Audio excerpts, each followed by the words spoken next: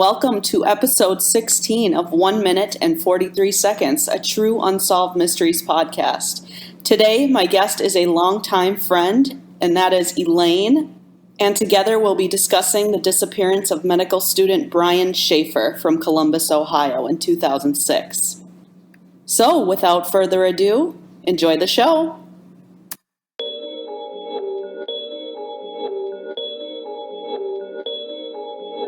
All right. Should we just dive right in or what?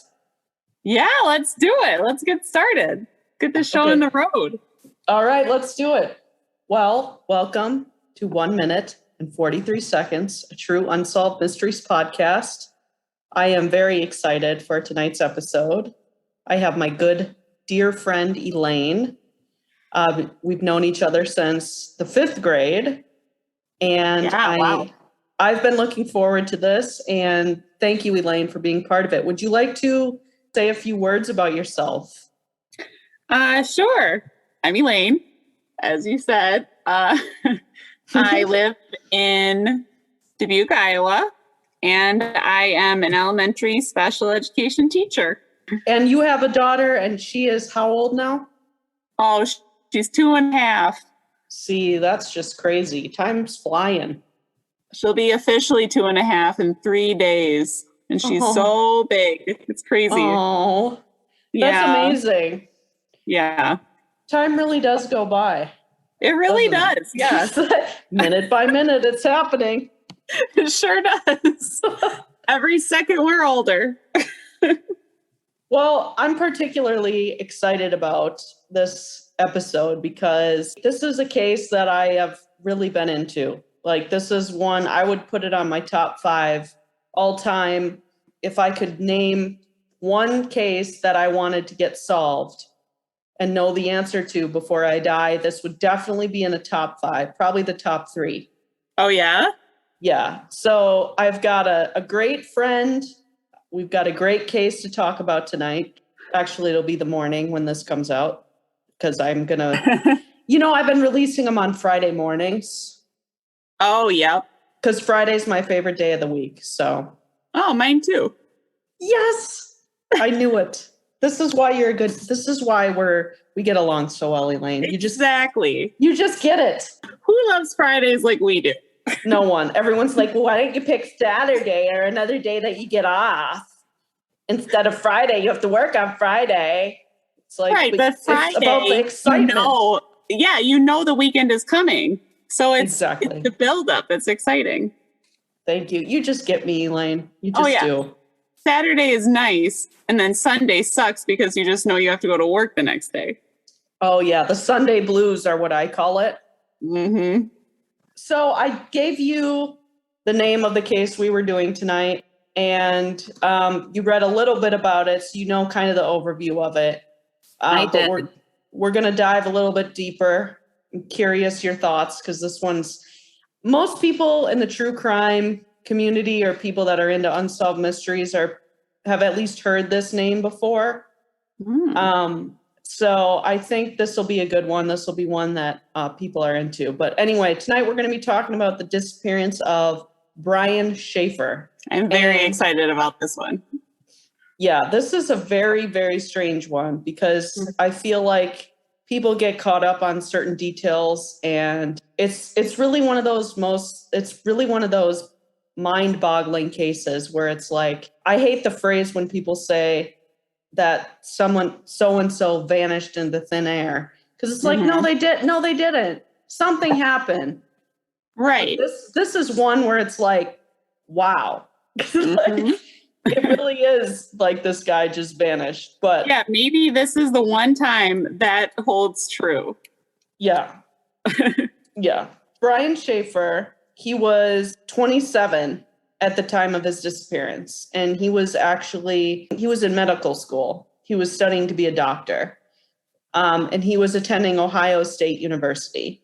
And I'm just going to give a little bit of backstory just so we understand where Brian was in his life at the time of his disappearance. So he was studying to become a doctor, but he had actually been through some hard times recently. He actually lost his mother to cancer.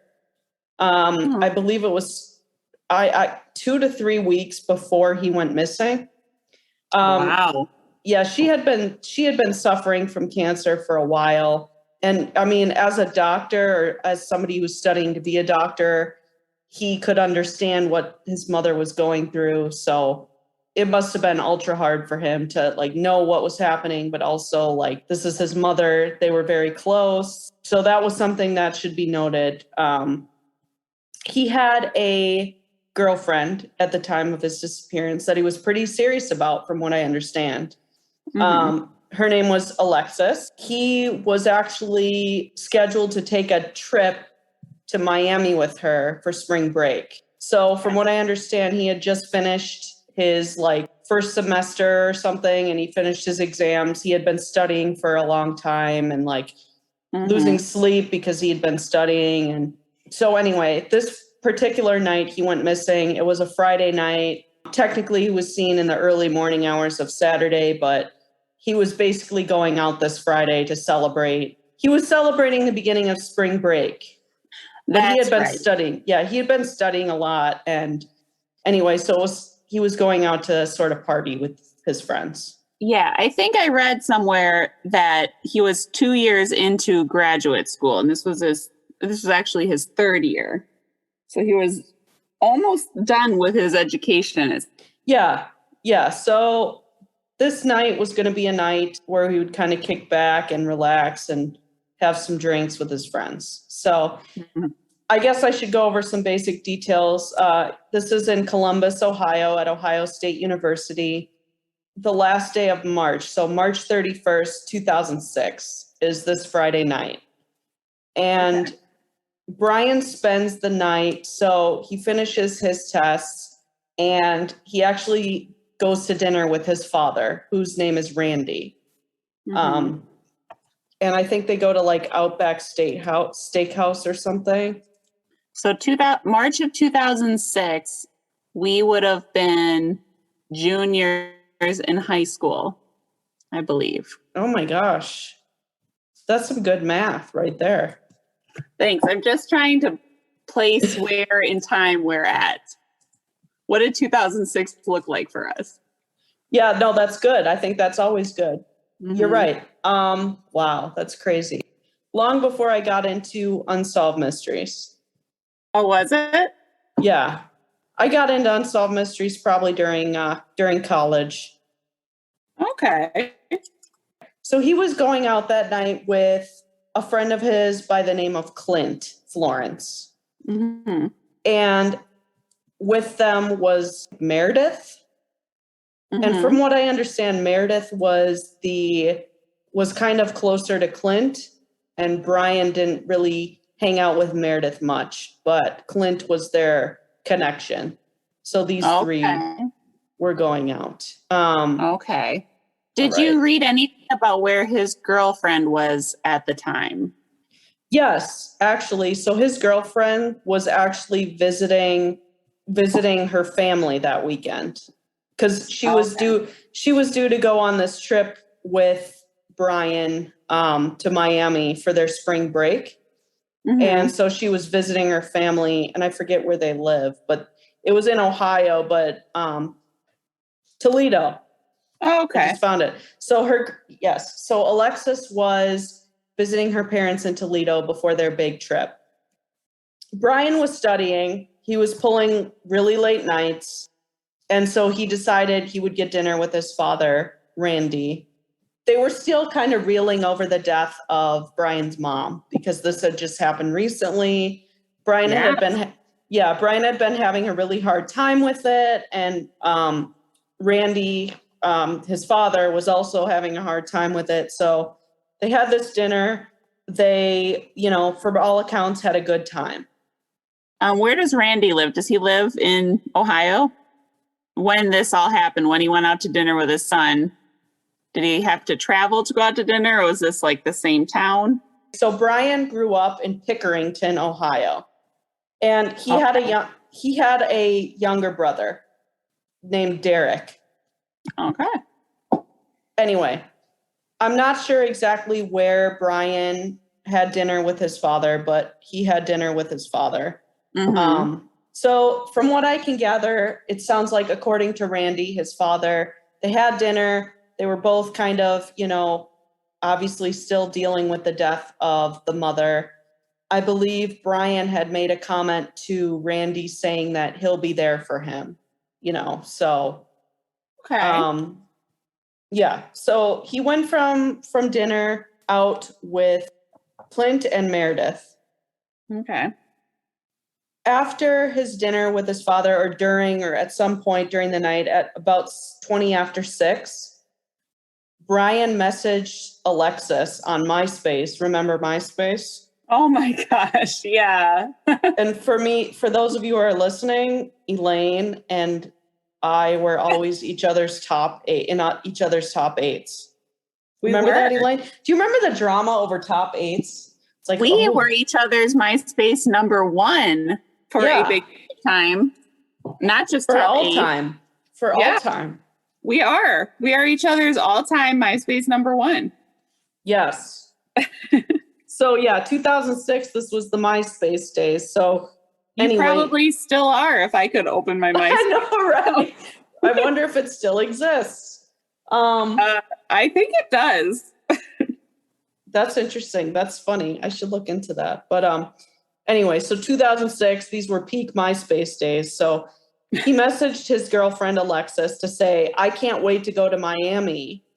And he says, quote, "Are you going topless? A man can dream, can't he?" Wow. Yeah.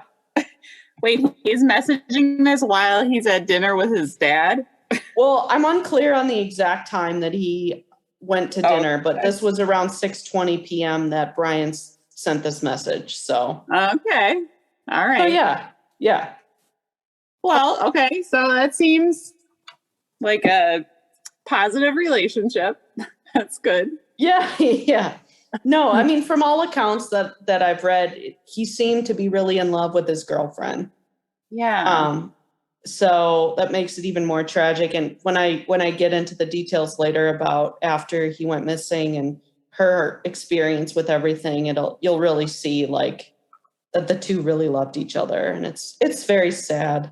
Mm-hmm. His brother Derek invited him to go with him and his girlfriend to see a comedy show, but Brian declined because he had plans to go out with his friend Clint. Mm-hmm. So they said, maybe we'll meet up later in the night. Okay.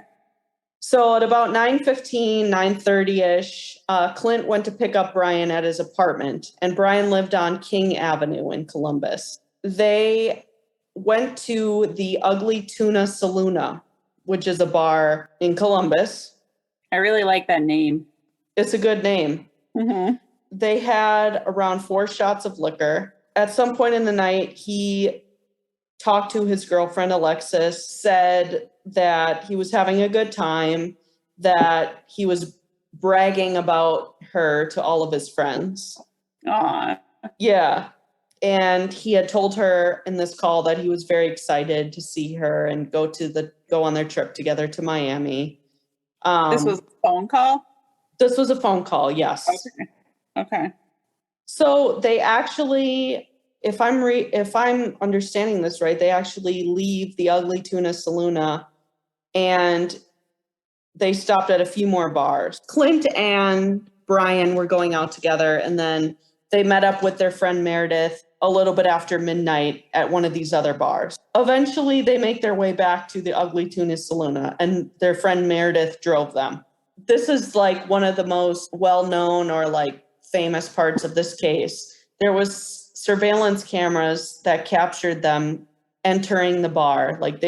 So from what I understand about the Ugly Tuna Saloona, it's in kind of like this complex where you have to go up some escalators and the bar is at the top.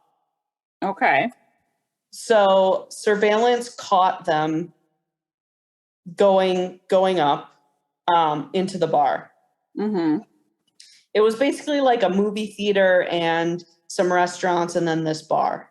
Oh, okay. He was caught on surveillance camera going into the bar. And I think Clint was like a TA or something. So they ran into some students that Clint were in one of his classes or something. And Brian was last seen talking to two women outside of the bar.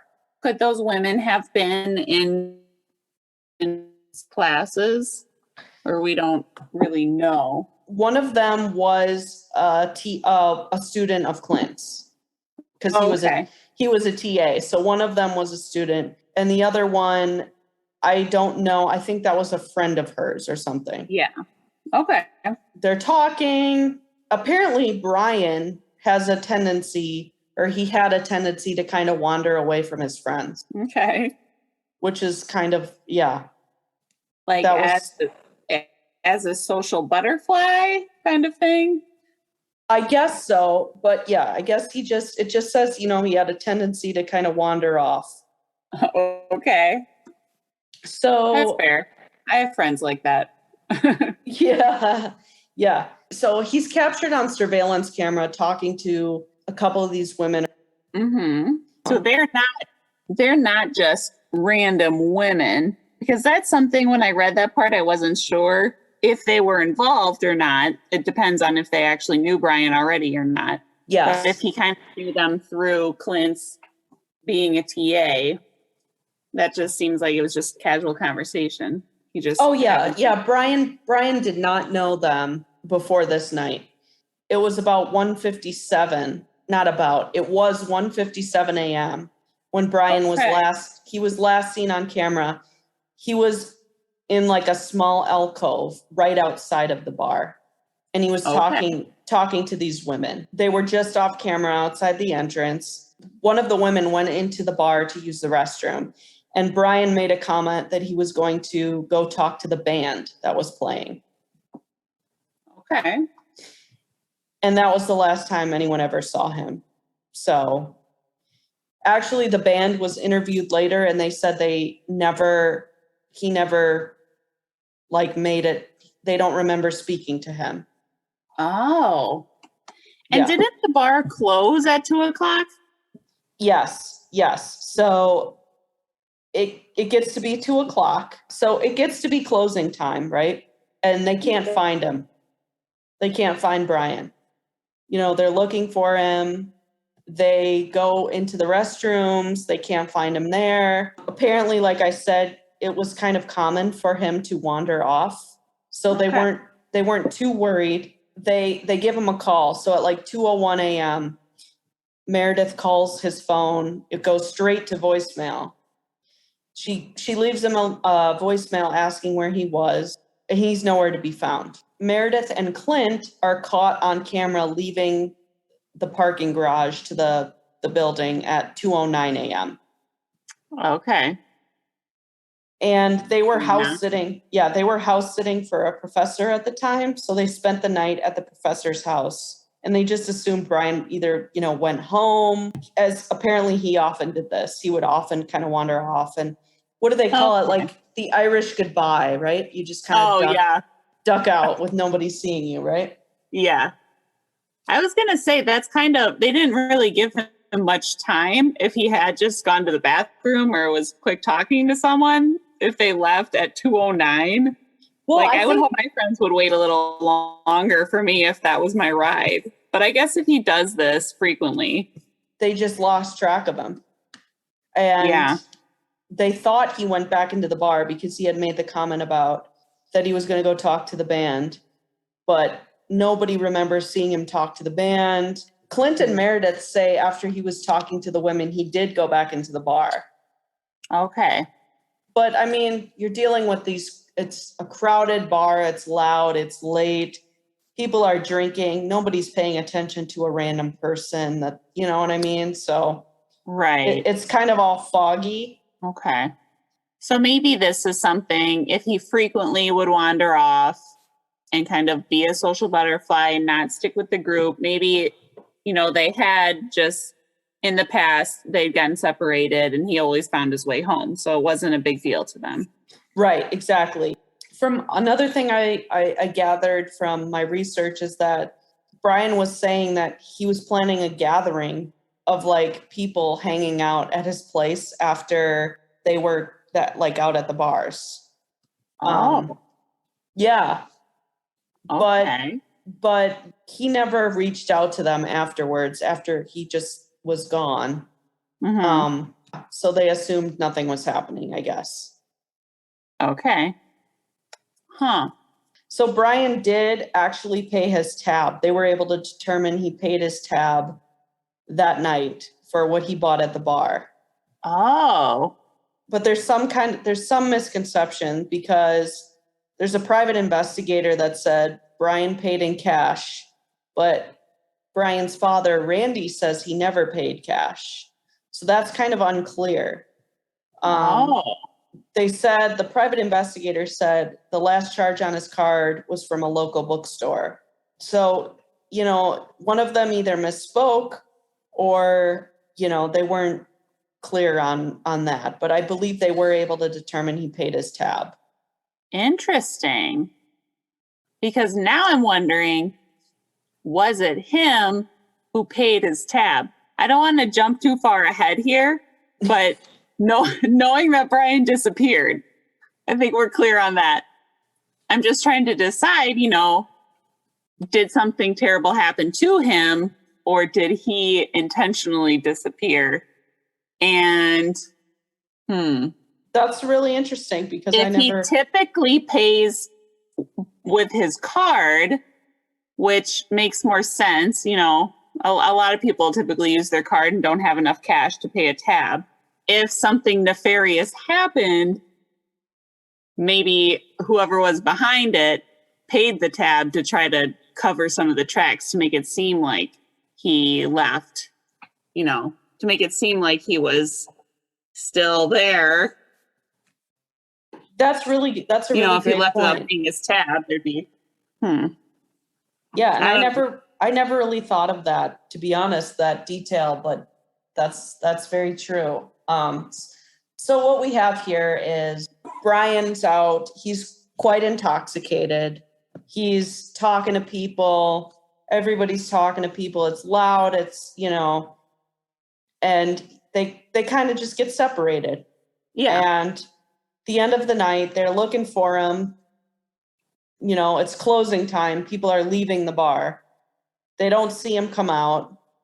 He's not answering his phone. It's going straight to voicemail. He's not in the bathroom. So they say, oh, okay, Brian wandered away again. So they just make their way home. Okay. The next day, his girlfriend, right? Yeah. Is calling his phone. It's not ringing. She just got his voicemail each time.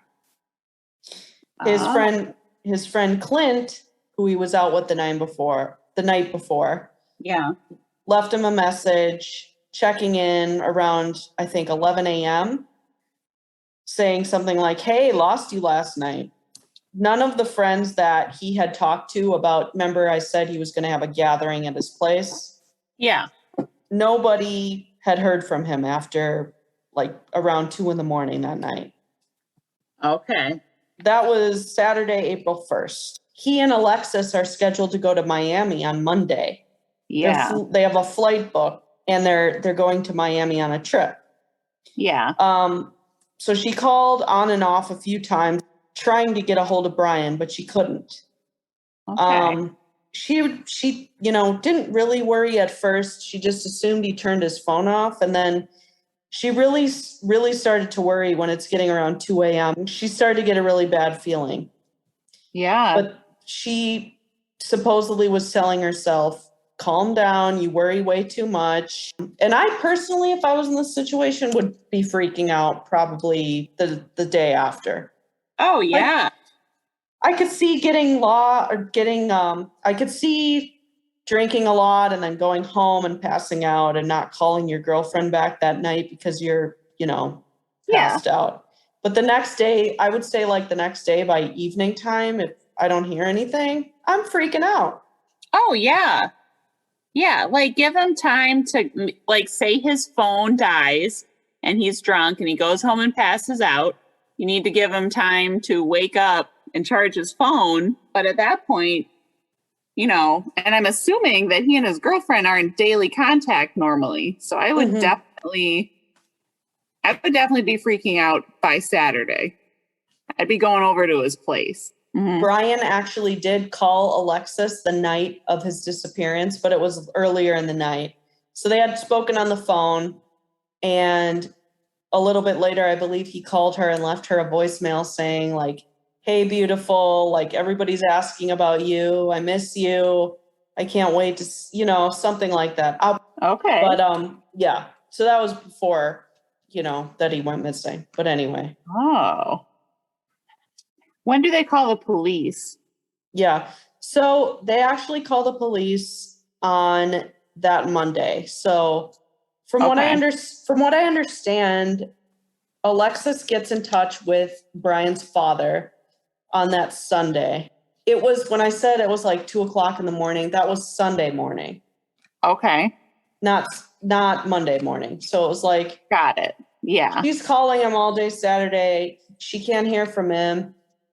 That Saturday night, which is actually Sunday morning, Yeah. is when she's like starting to get the worry. Okay. Yeah. Okay. That makes sense.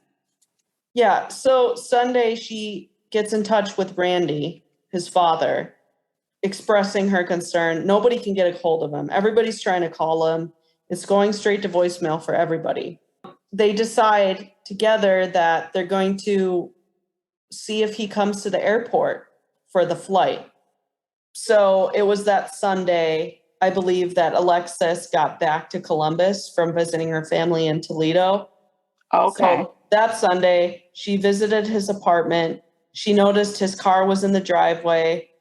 I think she must have had a key because she noticed his glasses were on the bedside table, and she actually stayed the night that night and waiting for him to come back so they could get ready for their flight. That's really sad. It's very sad. And, Brian had spent hours planning the trip, and he'd been talking about how excited he was for it. And yes, so once he didn't show up to the airport, he didn't show up at his apartment before the flight left. That's when they called the police. For me, that seems kind of like, I don't know, that seems too long. But then again, I'm thinking 2006, people had cell phones, yes, but nobody was like in touch like they are today, where it's like constant text messages. You know what I'm saying? That's true. Yeah. I mean, in 2006, did we have swipe, or were we still touching, like having to click each button 4 times to get the right letter? Exactly. Yeah, you had to touch the buttons, and yeah, there was T9 text where you could kind of. It was a little faster. Right. Yeah. So yeah, I guess that makes sense. They're probably thinking, how old is he? He's 27. Yes. So he's a grown adult. He typically, I'm assuming, makes responsible decisions. I mean, he's in graduate school to be a doctor. They're probably thinking, I'm sure there's some plausible explanation for this. Typically, your friends just don't go missing, so they don't want to jump to conclusions. So they might as well see if he shows up at the airport, because he's not going to miss that. Yeah, because he was really, really excited about it, and he was really looking forward to it. So yeah, and you don't want to bother the police unless you know that there's really something not right. Exactly. Where they're coming. So I think you know where this is going. Alexis shows up at the airport. Brian doesn't show up. So that's when they decide to call the police. Yeah. And that's when the search starts. So they bring in search dogs. Police review the surveillance footage from the Ugly Tuna Saloon that night. And here's the part that always gets people about this case. Mm-hmm. There's footage, as we talked about, of Brian entering the bar. Yes. There is no footage of Brian leaving the bar. That is crazy. That is very confusing. It is very confusing. Now, I'm talking about they sat there, analyzed the footage over and over. They actually interviewed every single person that was there that night. Wow. And they were able to identify each person on the surveillance video leaving. Yeah. None of them were Brian. Yeah, they were able to 100% verify everyone who walked in also walked out, except for Brian. Yes, and they even saw a guy that was leaving in an orange sweatshirt. Okay. Who they didn't see entering. But they followed up with this particular guy, and it turns out like he entered the bar without the sweatshirt, and he put it on as like the night went on because he got cold, right? Yeah. So I'm just mentioning that to give you a picture of how thoroughly they looked at these surveillance videos, and Wow. Brian was not on them. Right. Okay. As I said earlier, the band does not remember talking to Brian because he made a comment that he was going to go talk to the band or something, which hasn't been verified, but yeah. So if he really meant to do that and he left the girls to go back inside at 1:57 and he never made it to the band and bar closed at 2:00, we're yes. talking a matter of minutes that something weird happened. Correct. Yeah. So there was, from what I'm understanding, there was a fire escape in the building. Okay. And it was not monitored by cameras. And from what I gather, the staff of the bar would, or not, maybe not just the staff, but people in general would use the exit. Like they wouldn't really treat it like an emergency exit. They would just kind of go in and out as they please to smoke or whatever. Oh, so okay. I feel like personally, a lot of people get hung up on the fact that you can't see him leaving. Yeah. Which is crazy. I know that's crazy. But at the same time, I'm also thinking like, if this guy has a tendency to wander away, I mean, I don't see it as being extremely weird that he would exit out some side exit. You know what I'm saying? That's true. Yeah, that's a good point. If he has a tendency to wander, maybe he was talking to some people near the fire exit. They were going to go smoke. Maybe he could have exited that way. That makes sense.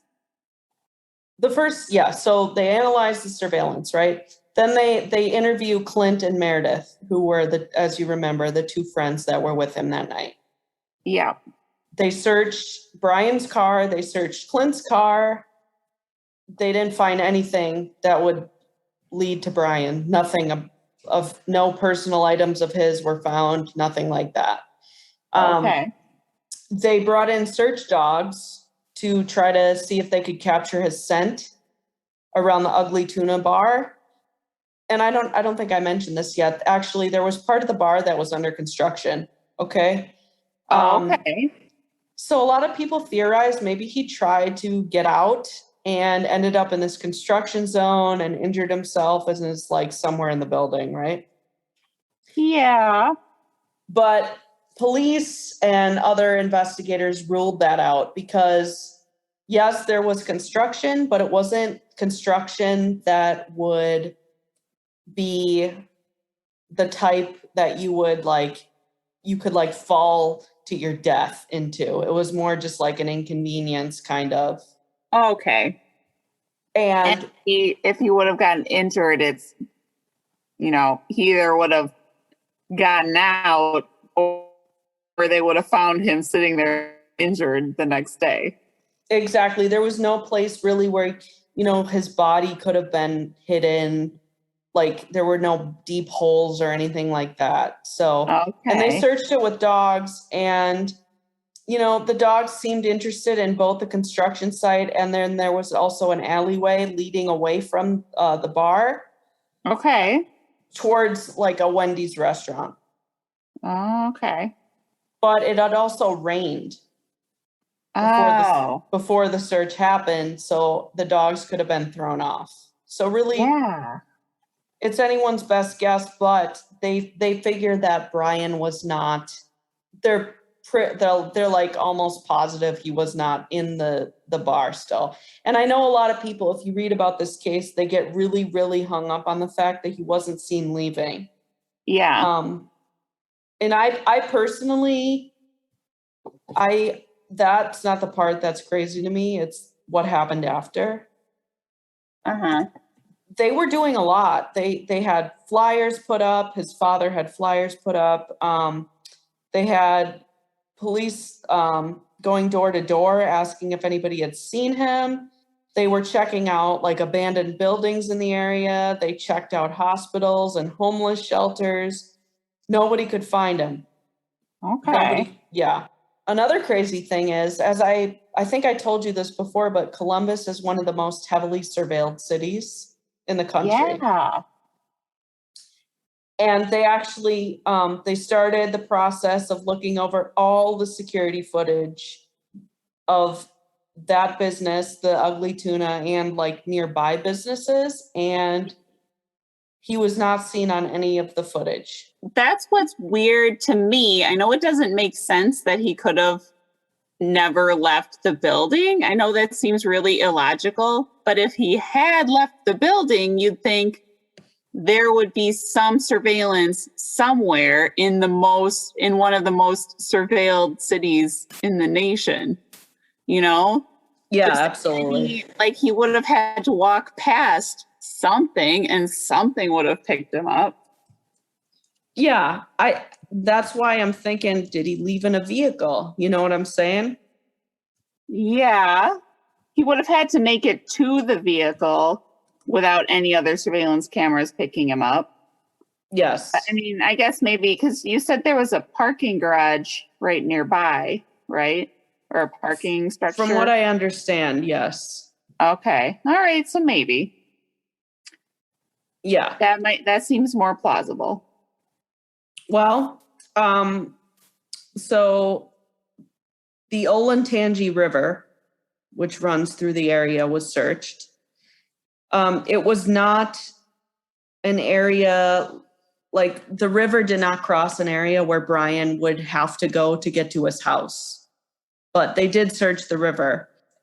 And it was about 2 to 3 feet deep around that area through the city. Okay. And the investigators that looked in the river, or that were on the case, said if he had gone into the river, they would have found his body. It just absolutely would have surfaced. Okay. So 2 to 3 feet deep is not very deep. no, and I know like currents and everything, they can be crazy, but it sounds like they really do believe if he was in the river that they would have found him. Yeah, that does make sense. Yeah, I don't buy that he was in the river. What about the theory that he left on purpose and is living under a different identity? That I don't really buy at all. And I feel like I don't buy that in a lot of cases because people say he was really depressed over his mother's death, but that he was making steps towards the right direction, and that he was really excited to go on this trip with his girlfriend. Now, there are some other details that I thought I would leave out of the original story and mention after the fact. Okay. Stay tuned to hear more of my conversation with Elaine on the disappearance of Brian Shaffer. So be sure to subscribe so you don't miss part 2. Also, don't forget to tune in next week, Friday, September 3rd, for the highly requested and anticipated MH370 Part 2. As always, thank you for listening, and we'll see you again soon.